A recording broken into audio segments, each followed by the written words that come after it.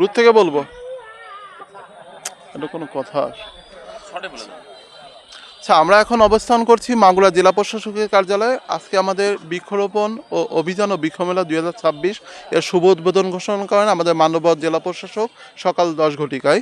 আমরা এখন আমাদের জেলা প্রশাসকের কার্যালয় চত্বরে অবস্থান করছি। এখানে আমরা দেখতে পাচ্ছি যে বৃক্ষরোপণ অভিযান ও বৃক্ষমেলা 2026-এর আয়োজন করা হয়েছে আজকে 20শে আগস্ট। এটি চলবে আগস্ট মাস ব্যাপী। আমরা যদি বৃক্ষ মেলা কেন আয়োজন করা হয় এই দিকটা আলোকপাত করি, তাহলে বৃক্ষ মেলা প্রধানত আমাদের দেশের বনভূমির 25% থাকা উচিত। এই 25% বনভূমি থাকা যে উচিত, বনভূমি থাকার যে প্রয়োজনীয়তা, এটা আমরা অবশ্যই জানি অনেকেই কম বেশি। আর বৃক্ষ মেলা আয়োজন করা হয় গাছ লাগানোর প্রতি মানুষের যে আগ্রহ বাড়বে। এখানে আমরা দেখতে পাচ্ছি বিভিন্ন মানে বিভিন্ন জাতের উদ্ভিদ, তারপর বিভিন্ন আপনার ফলমূল এ সকল সংগ্রহ আছে।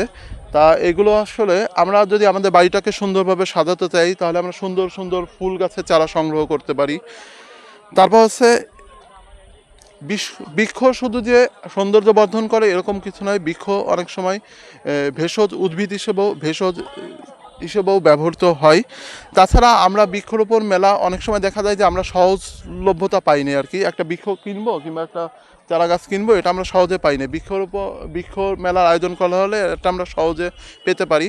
আর এটা আমাদের অর্থনীতিতে একটা গুরুত্বপূর্ণ ভূমিকা পালন করে থাকে। যেমন হচ্ছে সহজে নার্সারি মালিকরা এখানে বিনা খরচে একটা নার্সারি স্থাপন করে তারা ক্রেতার মুখোমুখি হতে পারে এবং সহজে কেনা বেচা হয় আর কি। এটা অর্থনৈতিকভাবে নার্সারি মালিকদের তারা স্বাবলম্বী হতে পারে এবং ক্রেতাও খুব সহজে তার কাঙ্ক্ষিত যে উদ্ভিদ বা চারা গাছটি কিনতে চায় সেটা সহজেই পেতে পারে। আমি মনে করি যে প্রতি বছর বৃক্ষরোপণ মেলার আয়োজন হওয়া উচিত। এর সাথে সংশ্লিষ্ট যারা আছেন তাদের প্রতি আন্তরিক কৃতজ্ঞতা থাকবে।